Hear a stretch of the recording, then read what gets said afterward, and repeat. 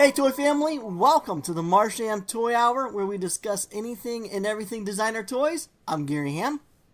I'm George Gaspar. I'm Teresa Hawkins. That felt weird, George. How'd you feel going first? I told you. I forgot about that. I didn't even notice. You did it. It felt weird. Felt weird to me too. All right, we'll go back. We'll go back to the good old regular way next week. I didn't even notice the switch. But you know what also I didn't notice? Last episode, Teresa, you were supposed to mention your beef that you had with Yum Yum London. You were going to bring some mild sauce about that. But we didn't talk on it last week. Oh, yeah. So maybe we should do that today. I owe you $10, don't I? You do. I guess no one listens. Well, for the listeners, so we made a bet. He was like, "Oh, we totally forgot to loop back to that topic." I was like, "Oh, I'll bet someone comments about it." And Gary's like, "No, I'll bet you $10 no one does." I'm out $10, listeners. What you doing to me, Mike? Killing. Just send me a blind box. Oh gosh. Well, do we want to start there? Do we want to talk about that since you brought it up? I don't know. It's a strange one to start with. Okay, fine. Put a pencil in it. Or no, wait. Put a pin in it. Put a pin in it. And then we'll completely forget at the end of this and we'll talk about it next week. Yeah, it'll end up being the last episode of the year. And we'll be like, hey, remember that Yum Yum London topic we never talked about? It's going to be like the season running joke that's going to get old too fast. Hey, I bought something today. Care to guess what I bought? You bought Snickers something? bar? I bought a toy today. Oh, what has released? There was a drop today. No idea. You all remember that Super Plastic Janky Series 1 Kickstarter where we all fell in love with the Jason Momoa design? It was called Particle, but then it didn't end up being released in Series 1. Yeah, that dropped as an 8-inch Super Janky today, and I picked it up. Nice. You know, I remember that whole petition. So that someone put up a petition on change.org or whatever, and I signed it, and I think they had enough signatures, so... Yeah, how they brought it to life. Do you remember how many signatures that needed? 500. Okay, but the edition size is 444. Like, you think they would at least cover the amount of the petition, right? No, because you have to know that like only 10% of the people that even signed are going to buy one. That's true. So that means now you've got 100 sold or something like that. Like nothing. Okay. I have to say, I was surprised how long it took for the petition to fill. That's because who wants to fill out a petition for something that should be produced without the petitioning? I never even heard of it, just so you know. Yeah, you've seen this. Hold on. Here. It Why was 500. started a change.org for a toy? That's so stupid. No, it was a fan petition, and then Super Plastic was like, yeah, sure, if you can get X amount of signatures, we'll actually do it. And I swore it was 500, but now I'm second guessing myself. I feel like it was at least 500. Anyway, I mean, hey, I didn't realize it went for sale because I'm excited that it's actually being made. I feel like I should go back it. I wish it were smaller, though. Nah, I like it. That's an art piece. I like it that's a larger size. 508 people have signed. 511 have signed. Okay, that's what I thought. Right over 500. How much is it, Gary? It was $89. Man, Mr. Moneybags, I'm proud of you. Oh, please. People are signing right now. It's up to 523. It's jumping as I'm sitting watching. How? You can buy it now. Stop signing. Oh, man. Well, yay! I almost bought my first course toy, too. But I slept in a little bit, so I missed the sale. They were all sold out by the time I woke up. I guess I didn't want it enough. But have you guys seen The Collector by Course? Nope. It's pretty cool. Isn't that what we talked about? Oh, I remember this one. We did talk about this one. Oh, okay. Yeah, because he's got that little umbrella that floats behind him. The cloud, like the trapped cloud floating behind him? Yeah. We definitely talked about this. Okay. I don't remember talking about it, but yeah, I love this piece. I pretty much was going to buy it solely because of the floating cloud and how well that was done. Like, it's stunning. I love when Course does these things where it almost seems like they're defying gravity. I mean, how they're pulling that off it's amazing. That does look like pretty incredible. I mean, I don't even know how you make that work. Yeah, I don't know. It's just super impressive. Their work is always just superior. I mean, to think that's just 16-inch vinyl, that's amazing. It was a pretty good price too. I think it was like $285 or something, and there were editions of around 300 pieces. I told you if you want to get on course, you got to be snappy. That's fine. I'm not a course head, so hopefully a course head got one in my place. I'd like to see it in person just to see that thing work. Yeah, I know. Yeah. I'm more excited about the fact that you're buying more. I really want to hear a story of you like smashing the F5 button for a release and like feeling the never gonna happen. You won't ever have to purchase sweat? No, I don't think so. I'm not that kind of collector. I don't foresee myself wanting something so badly that I'm gonna be setting alarms and smashing the F5. Like, if I get it, I get it. If it's available, great. If not, move on. Well, if you ever do, you gotta share it. I will. I'll do it. You know what? Speaking of not wanting to miss out, don't miss out on nominating your favorite artist, toy, company, miniseries, custom, whatever. Whatever was your favorite thing of 2019, be sure to go to designertoyawards.com, log in, and nominate your favorite thing. The nomination window period ends actually pretty soon, March 2nd. So be sure to log in there and get it, because this is our way to help out and participate in the Designer Toy Awards. It's important, so get on there and do it. Yes. I think I don't think we ever talked about it on the episode. I think we were talking about it separately. But one of you all had a really good idea. I know we've talked about being able to submit nominations throughout the year, but another one you all mentioned that I feel like could be really helpful is seeing what's already been nominated. That way you don't spend the time to go through it if it's already in there. That right there, that would help big time, because I feel like the things that I have in mind to nominate are really popular things. I think they've probably been already nominated 20 times, and it does take time to search the right image and the website and all that sort of stuff before you can actually nominate something. So yeah, that'd be great. Did you guys nominate anything? I haven't, not yet. I do have a list of a few things that I do want to nominate, but again, like I just said, I don't want to waste the time because I think someone else has already done it. But I will probably waste an hour of my time uploading these things that someone else already uploaded.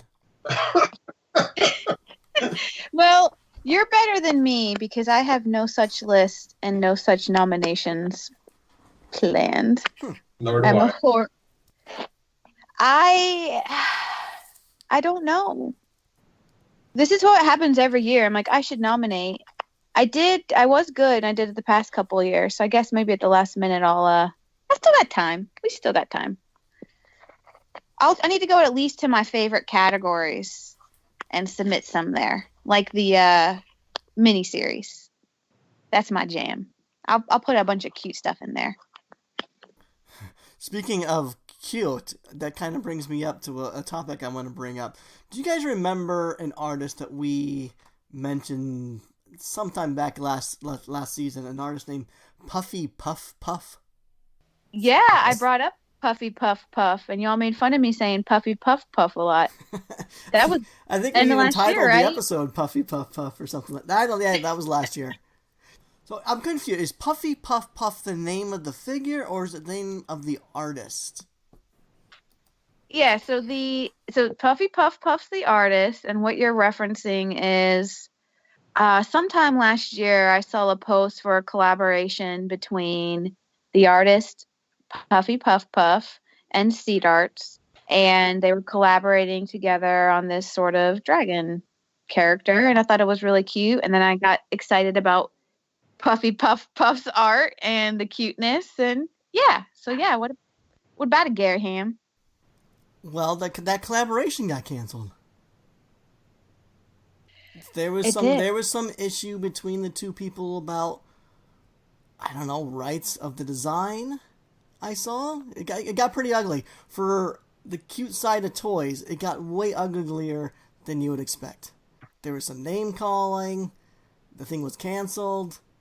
If you stayed on top of Puffy Puff's Instagram, what happened was Seed. I wish they had names. Do we know their real names, or are these just like business names, or is this their Instagram handles that we're talking about? Yeah, Instagram handle / art. Okay, so I mean this is how they prefer to be referred to as. Yeah. Okay. Well, Puffy Puff Puff's name might be Sylvia because that's their art station name. Oh, okay. But who knows? Let's just call him Puffy. Let's just call him Puffy and Seed. Okay, so Seed and Puffy had a collaboration, and somewhere along the way, something went very wrong, and you can kind of tell it got to a point where Seed ended up having to go on Instagram and mentioning that the project was canceled, and she kind of wanted to put it all out there for the fan base to understand the reason why and what happened. It was a very lengthy write-up, but I thought it was very professionally done and very classy. She basically explained what happened and said, hey, I don't want you to bother Puffy over this, and I'm going to turn off comments. You can kind of tell she just wanted to get the knowledge out there, but didn't want the drama from it. But what ended up happening is because she turned off the comments on her thread, everyone went over to Puffy Puff Puff's thread with the same dragon character and just started blasting away in the comments on Puffy Puff Puff. Like, you stole this, your moral compass is wrong, and just, it got ugly pretty fast, and Puffy did not respond very well to it either. Well, should we start with the amazing comment that Puffy wrote on one of the times? There were several. When she got real frustrated with people bad mouthing her. Well, and see, here's the thing. Like, I felt like it was very one-sided as far as Seed Arts was very, to me, like, respectful and professional, and was just like, shit went bad. Here's my thoughts. Like, you know, please don't go attack her. I just needed to make it known. Can you, Teresa, you seem more familiar. You're probably more familiar with it. Can you give an abridged version of why the cancellation and what all went down?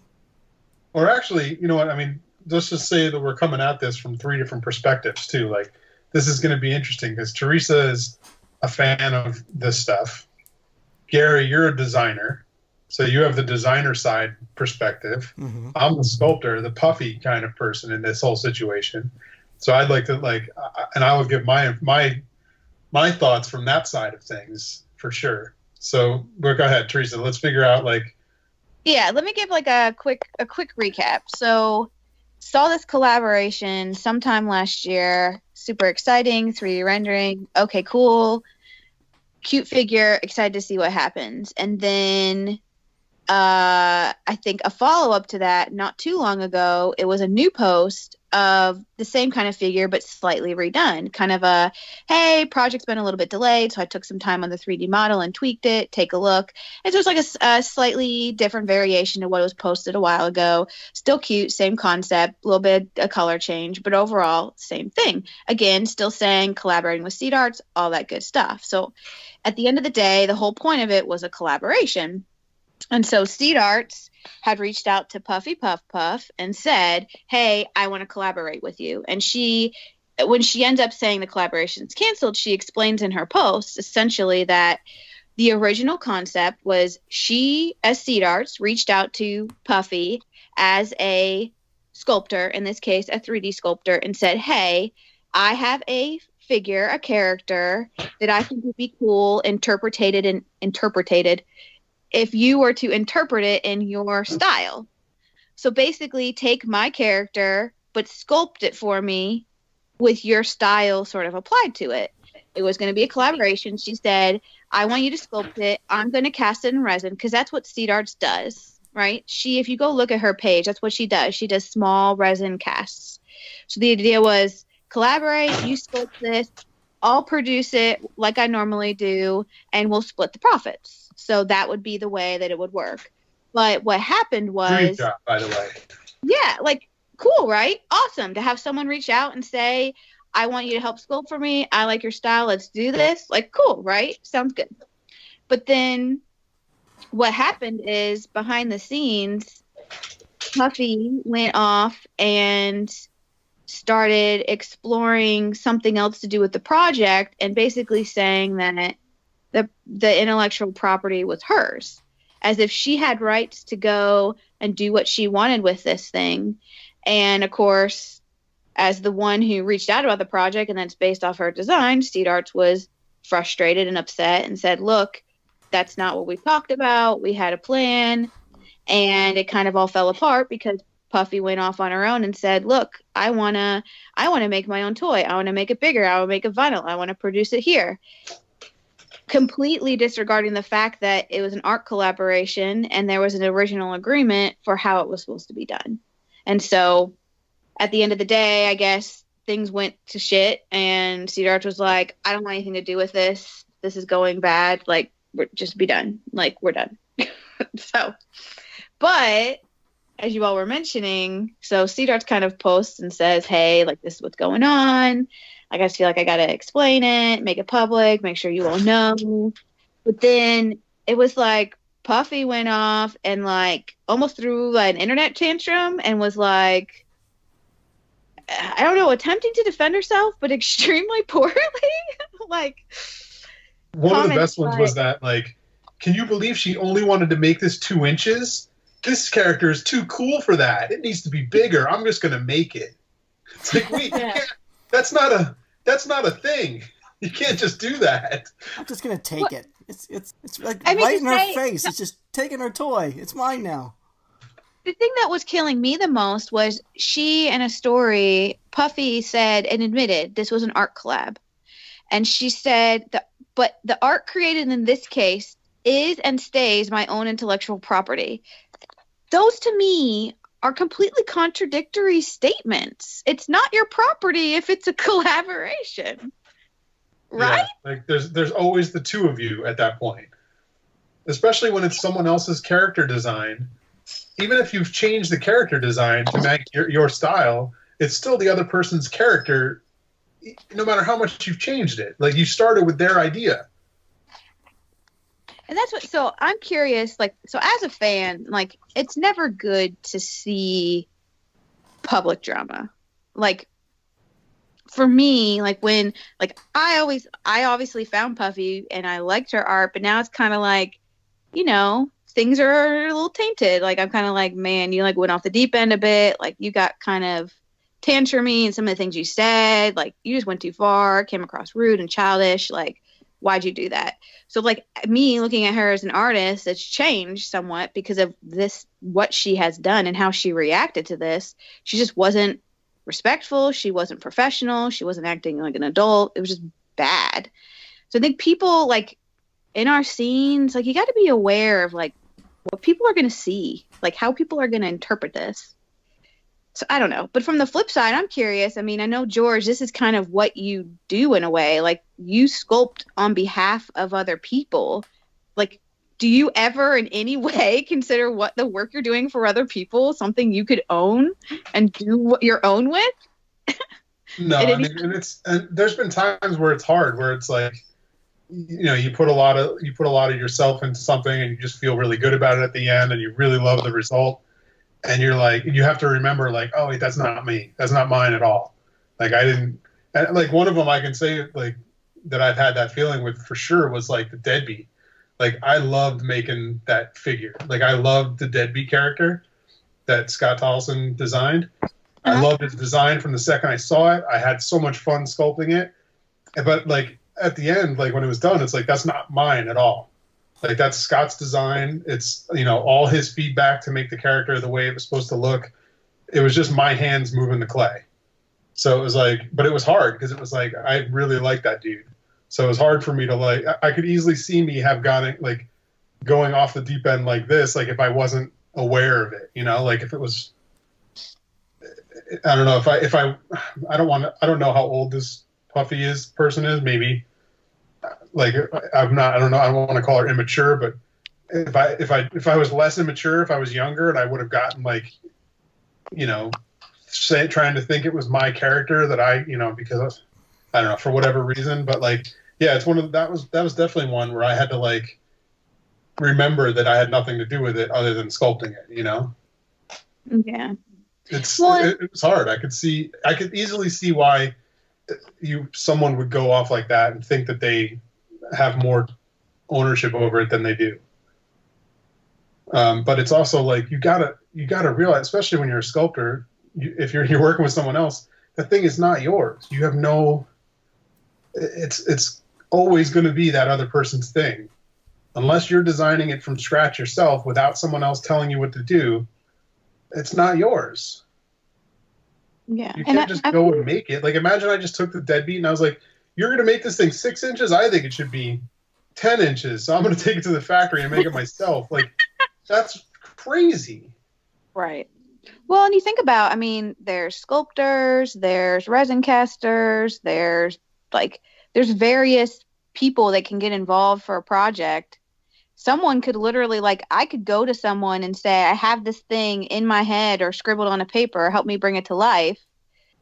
Like, even if it's at that lowest level, George, would you still say, like, that's mine? Like, if I came to you with, like, a really shitty scribble and described to you and said, help me make this, it's still mine, right? It's still yours. Yeah, I mean, when we were doing OMFG, we had a lot of collaboration stuff. And there was one character I remember clearly it was the Grimgord. And it started out by somebody saying, hey, wouldn't it be cool if this?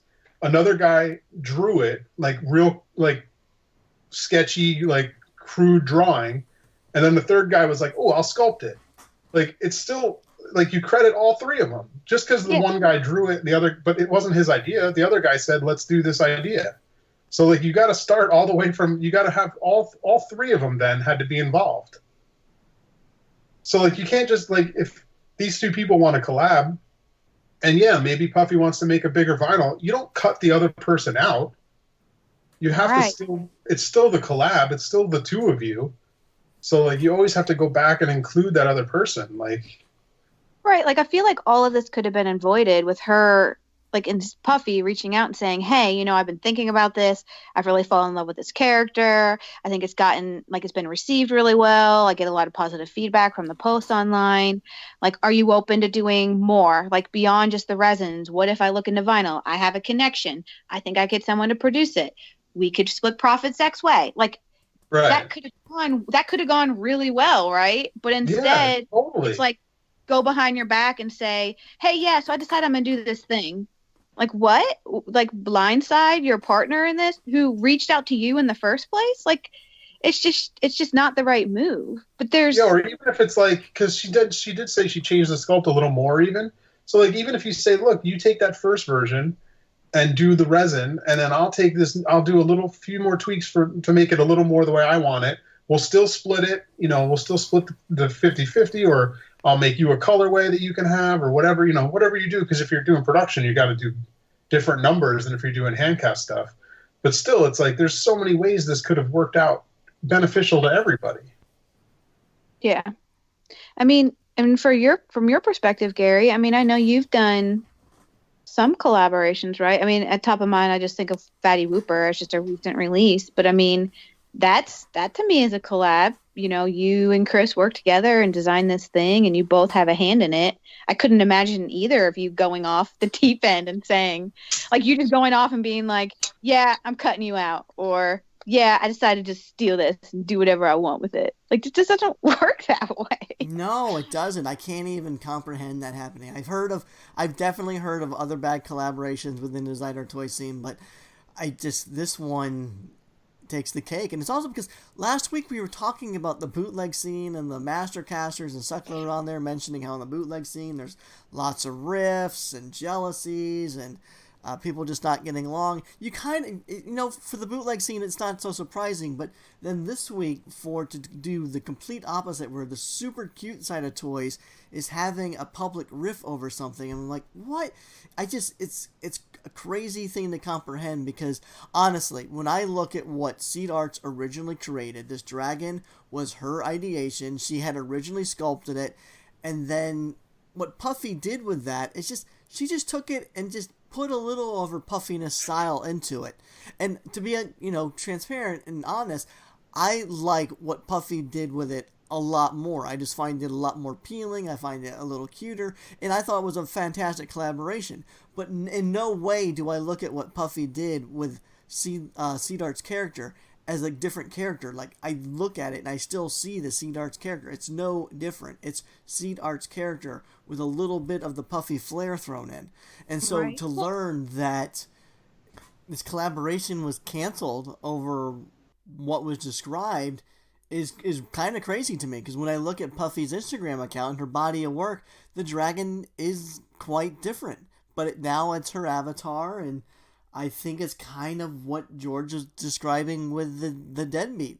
maybe Puffy is young, and maybe she just fell in love with the comments and the likes and the wonderful feedback, because people really loved this collaboration. I think at some point, grip on reality was lost to a great degree, because at some point this figure became her own to do with what she wanted, and I don't necessarily understand it, and it's unfortunate.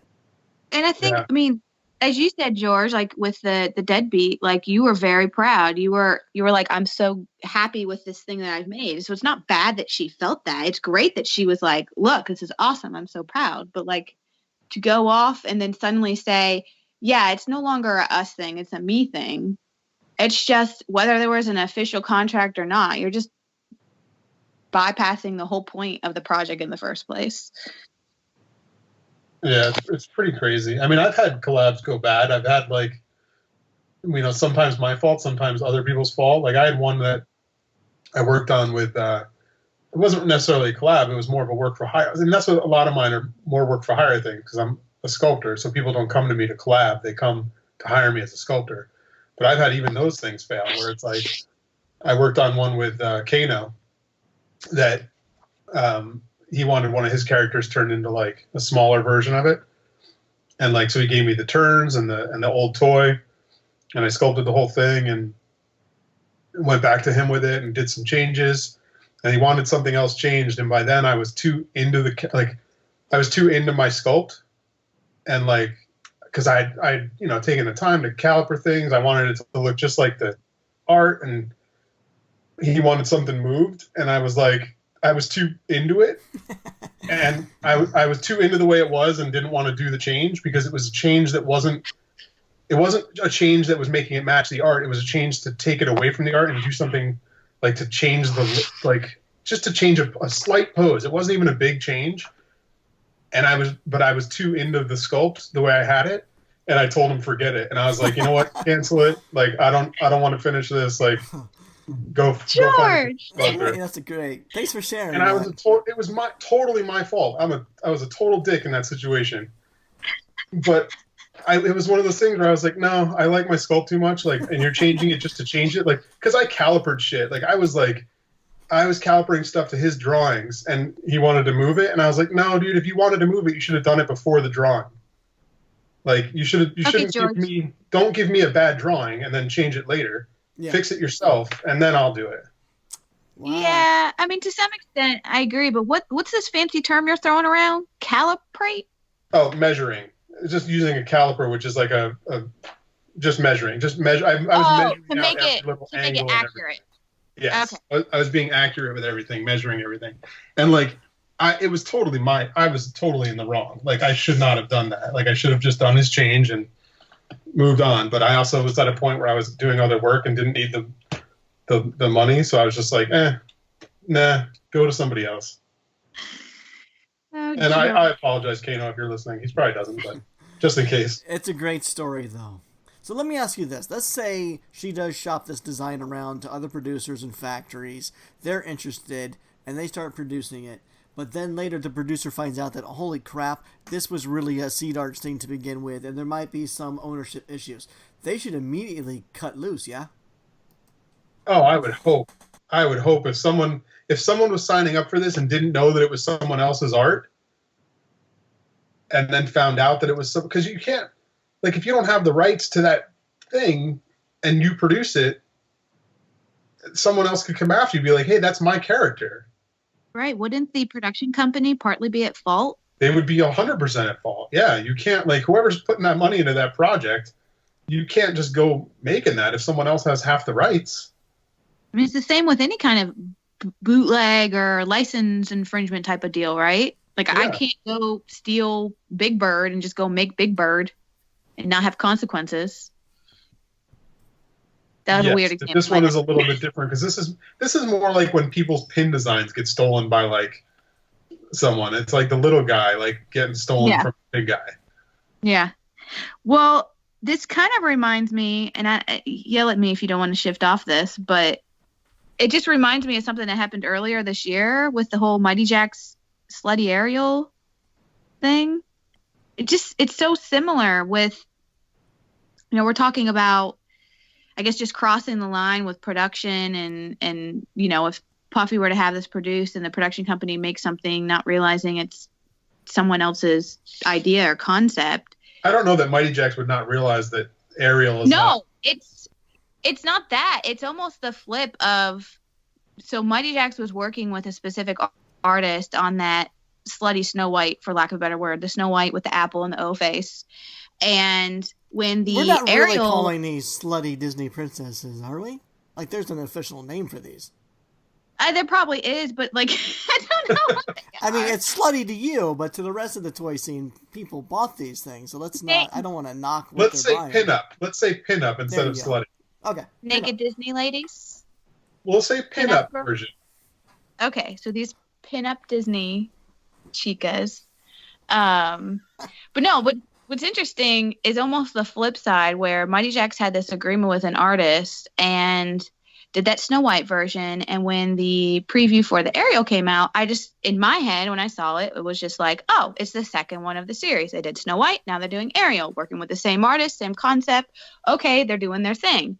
But then as different posts came in, you realize that they're actually not working with that same artist. It's a Mighty Jax production, as in internal design. They did not work with an artist. It's their own concept. But when you look at it and you see it, it's kind of similar to the one they just did. And apparently the artist posted about it and said that they did work with Mighty Jax on the Snow White, but there were difficulties with the production. His fans were upset. The production took a while, and the quality and the change in materials and all sorts of stuff. So he backed out. And Mighty Jax decided to go ahead and continue with the concept and the theme, even though the artist was no longer involved. And so there was just a lot of, issue with the fact that they did that, knowingly piggybacked off this artist design and continued with it, calling it their own. It's almost like the flip side. Like, they're doing the same thing, stealing an artist's idea, but knowingly doing it. That's kind of weird. Like, that seems like a bad move. Like, I mean, who knows? I don't know if if the artist and the company ever discussed what the next one would be, or if they said, like, if they ever saw a drawing. But, like, that seems kind of weird to, like, there's so many other things you could do. Like, why? I don't know. That does seem kind of weird. Like, especially if they made it seem like it was the same artist. That's almost like if you did like a Jason Freeney thing, and then the next thing you did, you like left out Jason Freeney, but then just did like a half skeleton thing. Right. But didn't call it his, like, because he doesn't really own that. Like, you could just do it. Right. Like, no one owns, like, Ariel and Snow White are obviously Disney characters. Like, they're already made by another company. And the idea of making a pin-up style or whatever of licensed characters, not necessarily original, right? Like, it's a little hard, right, to claim ownership, but the fact that they were working with this artist and then continue to do something in-house, it just feels wrong. Well, and because one of them is art, and the other one is just a company stealing from Disney. Like the Snow White one is legitimately an art piece, because there's an artist it was based on their art, and you can have a piece of art that's utilizing a character that's a licensed character in your art. If you're doing a painting, you're making a one-off, it's a thing. That's somebody's art. The next one is literally just a company using Disney's character to sell something. Because it's not an art piece. You're not working with an artist to do that. They can always, like, with that first one, they can say, look, this is whatever this guy's name is. Johan Hanepi, maybe? Johan Hanepi? Like, it's this guy's art. You could say, like, legitimately, hey, we're just making this guy's art. Right. But once you cut him out, now you're just stealing the license. Exactly. It's such a strange thing, because so many people called Mighty Jax out on this online. Everyone seems to think that this is definitely Johan's right of refusal to do this piece for them.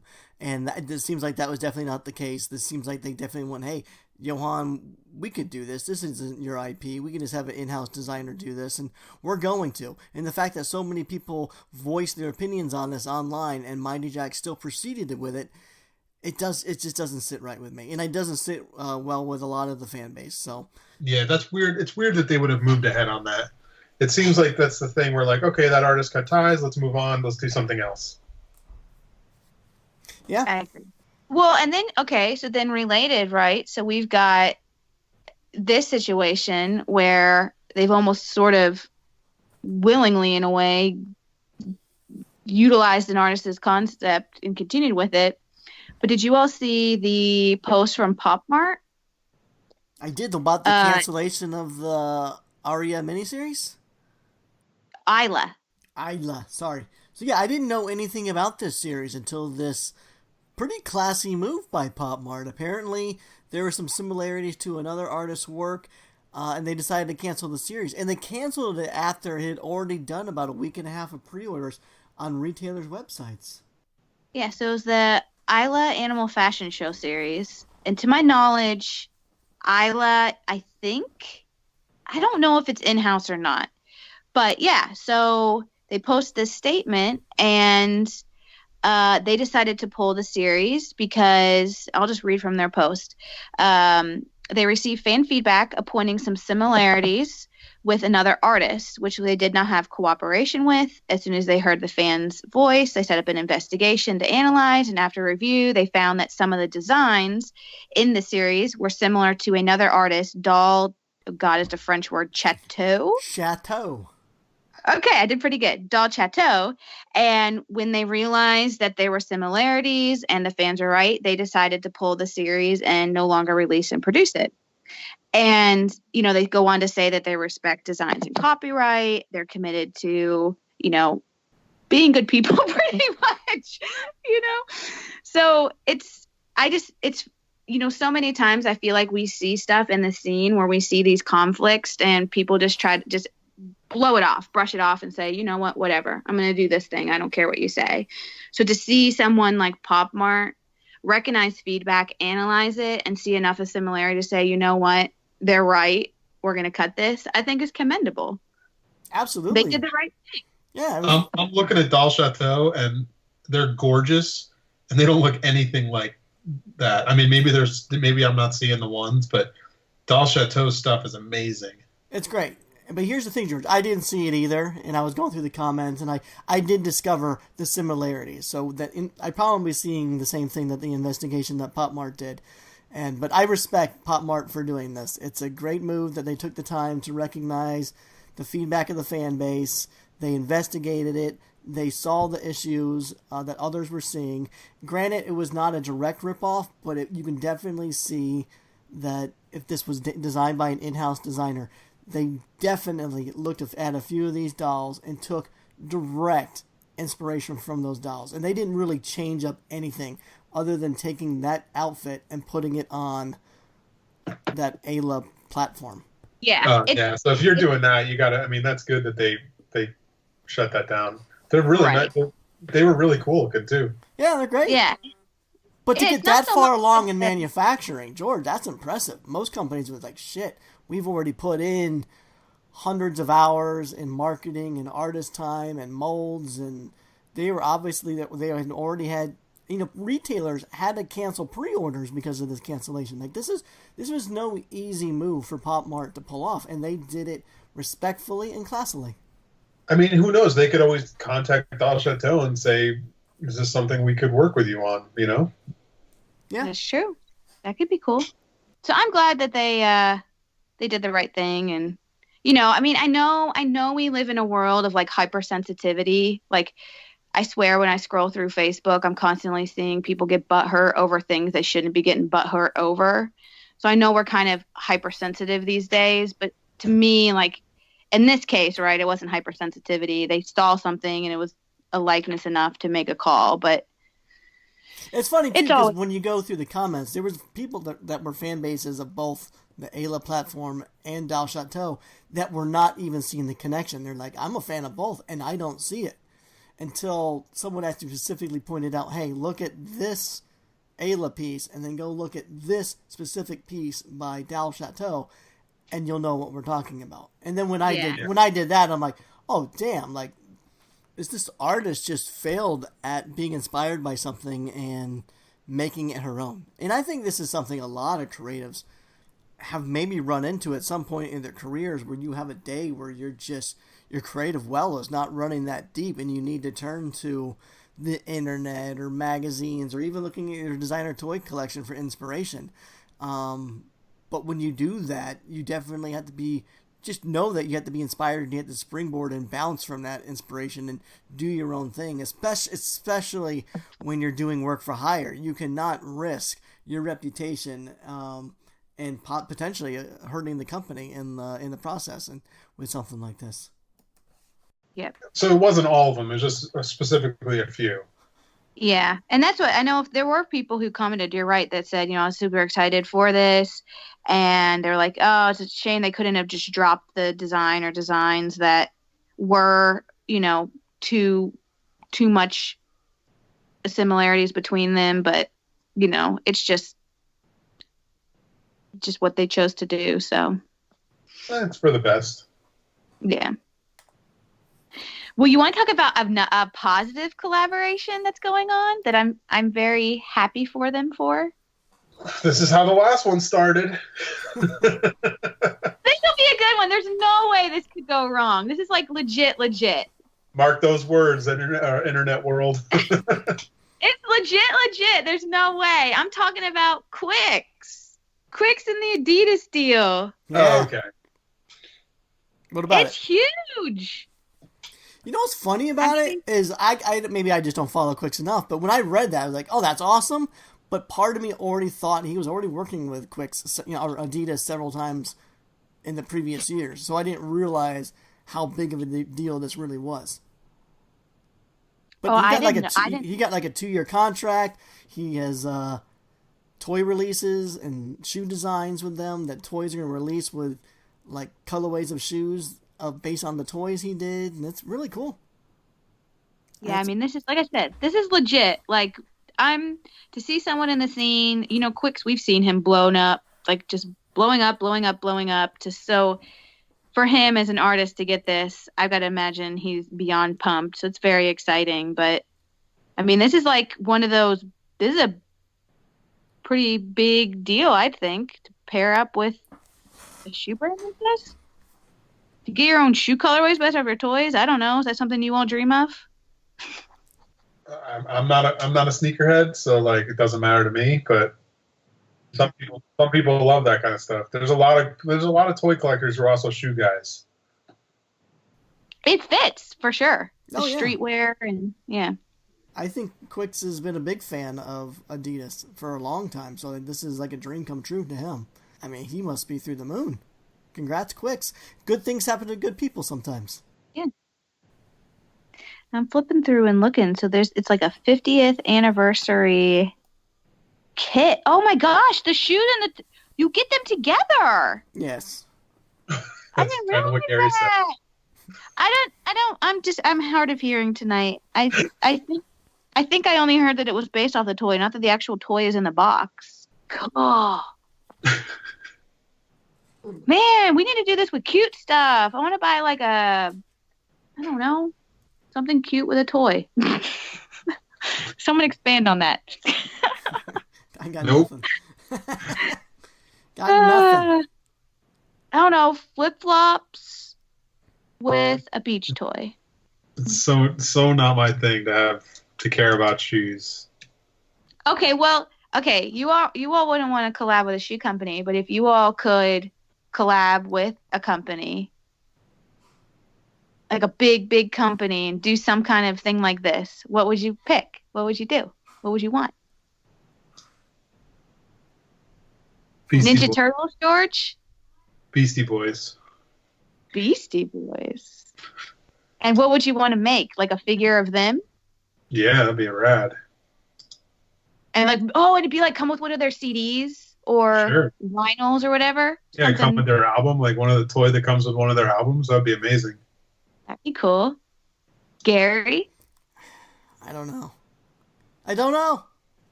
Maybe collaborating with Ben Cooper Halloween Mask in some sort of way, or that could be cool. Bones Brigade doing something designer toy like based on their stuff. I don't know. Ooh, you could do like skaters. I know you're really into skating. What if you did like a skateboard company and you could do the Bone Brigade Well, yeah, somehow? that's sort of what I was kind of already doing. Was doing a whole bunch of concepting for something I called the Bone Pickers Brigade, based on the original Bones Brigade, but it was basically my version of like extreme sports kids wearing hoodies of scavengers. So there might be a skating kid wearing a hyena costume, and a girl wearing a vulture costume, or another scooter kid wearing a bear costume. But yeah, it was all kind of loosely based on the Bones Brigade, but that would be super cool to do. I did submit that stuff for copyright. I got it too. Wait, is the Bones Brigade a thing? Yeah, if you were a skater kid in the 80s, yes, Look it up, you would Teresa. know what the Bones Brigade is. Okay. But, You know what was a cool collab when it came out was the when Super 7 did the Gorilla Biscuits. you know, I Vinyl know what you're figure. talking about. I wish that the sculpt looked more like the Gorilla Biscuits thing. Like, I think their sculpt sucked, but I think, like, I loved the idea of what they were doing with that. So, like, I just wish that it would have looked better. Like, I love that old monkey logo. Like, was so freaking rad when I was a kid. Like, and I would love to have that toy that looked like that. Theirs was like a stylized vinyl version that just wasn't very interesting to me. I still had to get one just because it's Gorilla Biscuits, but I don't know. Speaking of something that's not interesting to you, George, Teresa, do you want to talk about that Yum Yum London toy now? Oh, we're gonna do it. Sure.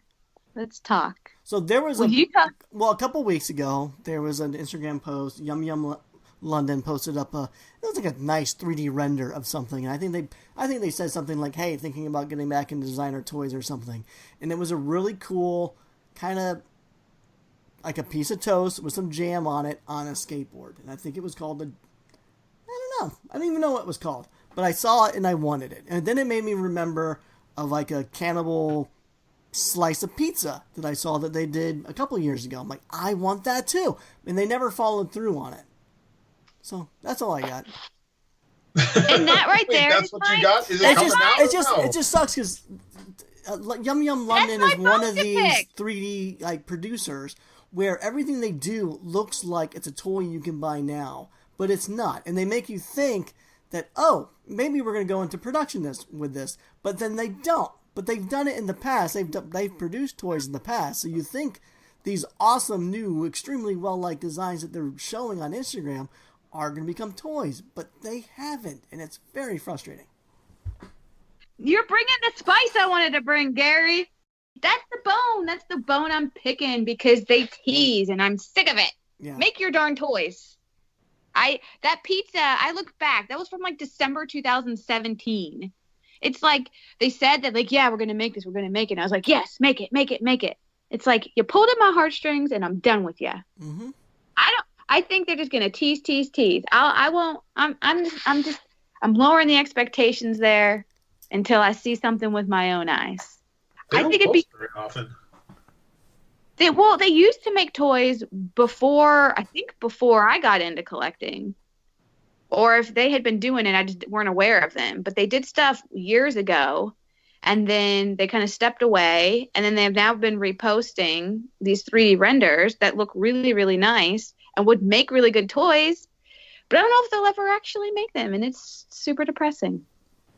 That's They the need problem to. with a lot of 3D sculptors out there. They share a lot of really cool stuff, and it looks legit. It looks real, and it never is, or rarely ever is. Okay. Like, I mean, I guess it's just up to someone to potentially find them to help get some of this stuff made. Because some people, I think, are truly just 3D sculptors. Like, they don't have the means or desire to bring it to life. They're just doing the thing, the digital thing. Yeah, it looks like their services include 2D and 3D animation, character design and illustration, 3D printing, and 3D modeling. They're not manufacturers. So who manufactured their toys in the past then? Did they self-produce that, or was that ran through somebody? I don't know. Right now on their site, it doesn't say anything about that. Do you remember what they were called? I don't, but I remember there were several. There was like the hot dog guy. There was the naked dude wearing a popcorn box on his head. There was The grandma. Yeah, the Kung Fu Granny. There was Toy Series 1. Yeah, there they are. So those things did come out? Yeah. Yeah, a long time ago. Huh. Toy Series 1. Yeah, there it is.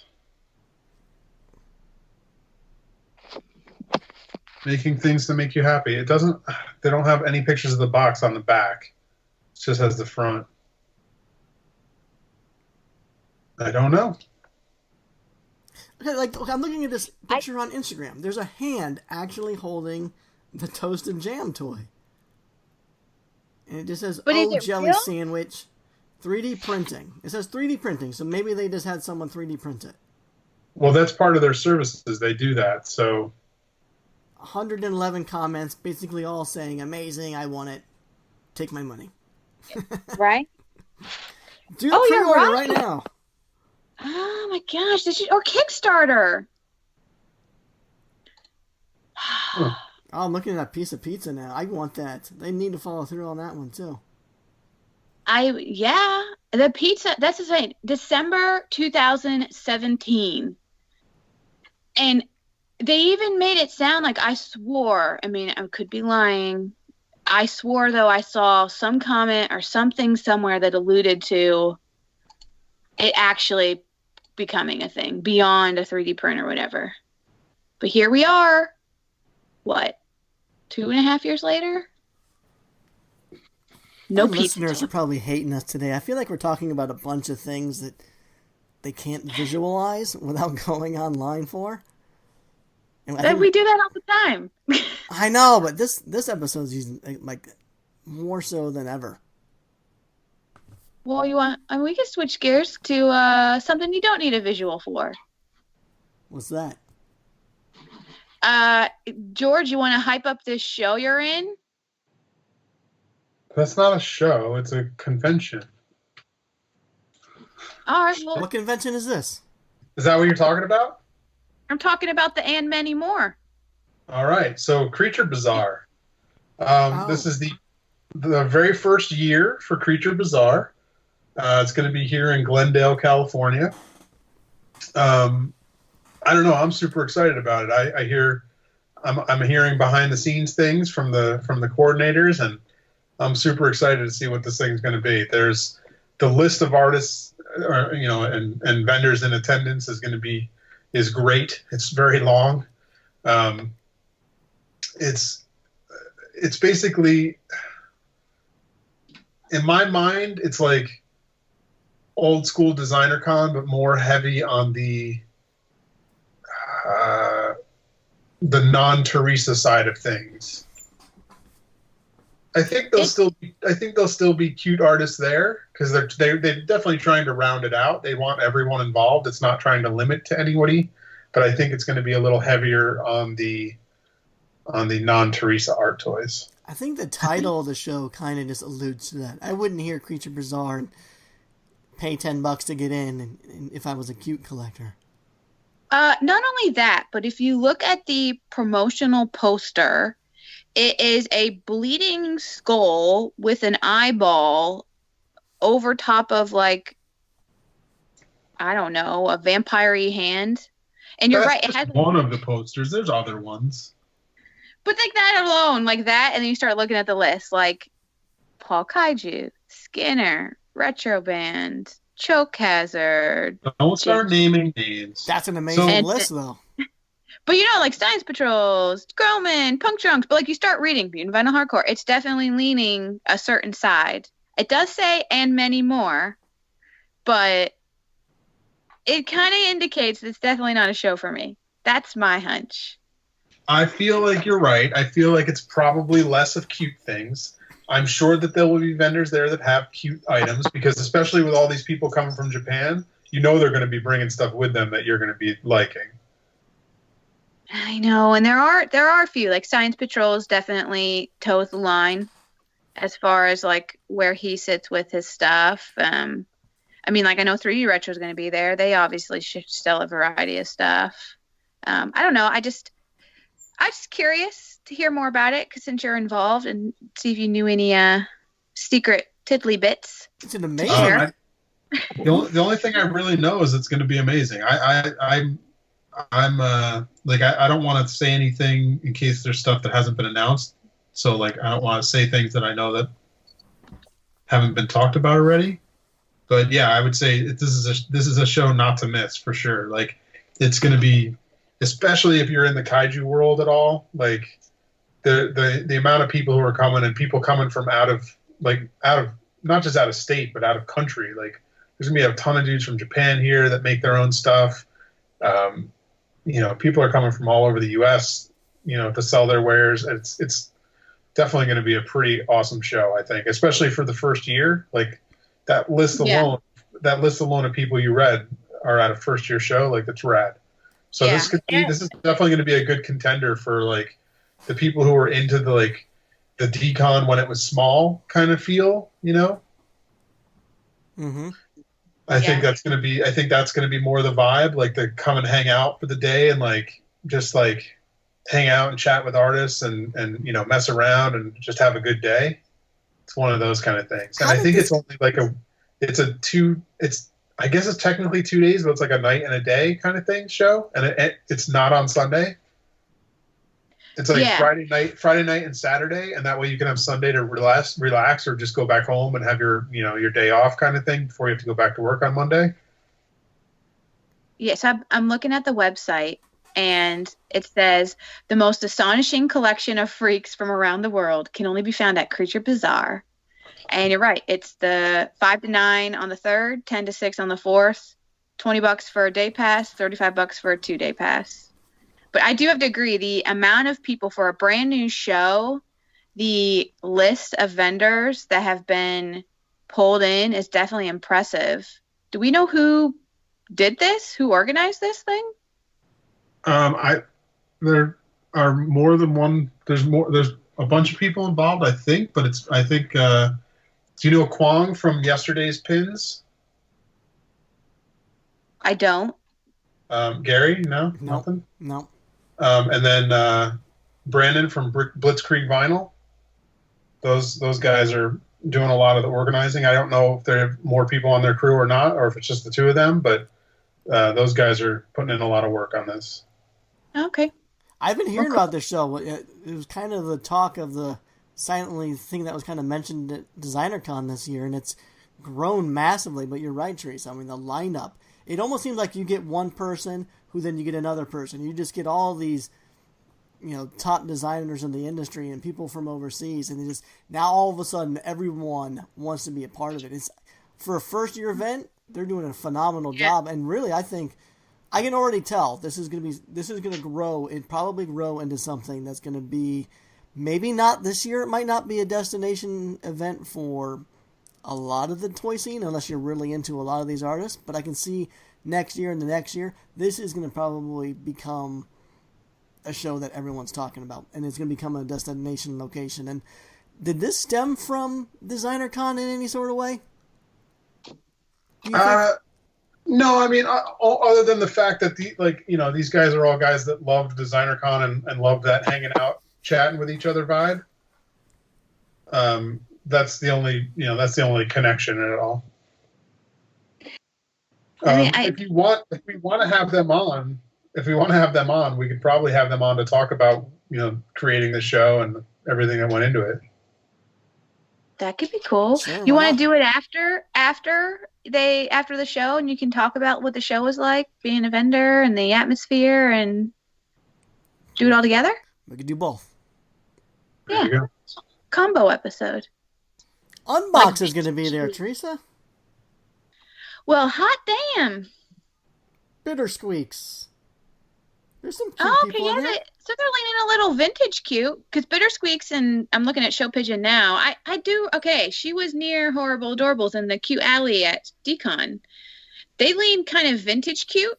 Yeah. But yeah, this is kind of a branch off of that sort of kaiju, sofubi group. It fits in that world. Yeah, no, it's related. Okay. I think we're winding down. We'll reach out to whoever's involved with Creature Bazaar to see if they want to come on, but otherwise, we are exactly at the 1 hour mark. So let's go ahead and wrap this up. Okay, we did this. Again. Look at us. Kudos, guys. Another week in the books. Not because we had to. But because we wanted to. The end. Wham, bam, thank you, ma'am. Why don't each of you take a brief moment and let the listeners know where they can track you guys down? Teresa, you go first. No, it's the George first episode. All right, you can find me at Double G Toys on Instagram. And go look at Creature Bazaar on Instagram. And we're saying bazaar, it's the selling of bazaar, not the strange bazaar. Bazaar. I get it. Okay. I thought you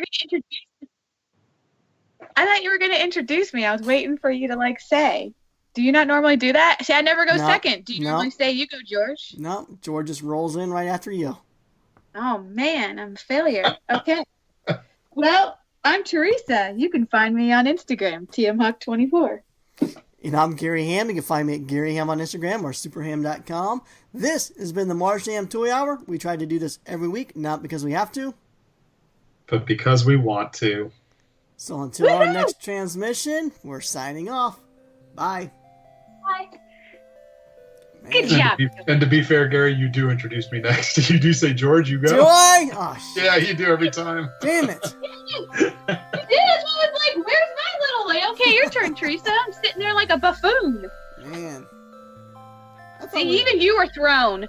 We went off the beaten path and we just all threw each other. Didn't know what we were doing. See, I told you. Speaking of which, we need to do our sponsor, so let's do that real quick before this wraps up. For all your designer toy needs, wants, and desires, we got 3 great stores for you.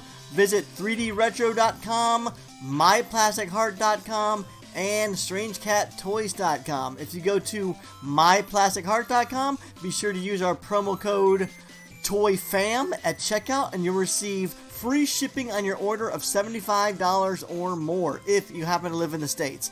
And if you visit StrangeCatToys.com, use our promo code MARSHAM at checkout, and you'll receive 10% off that entire order.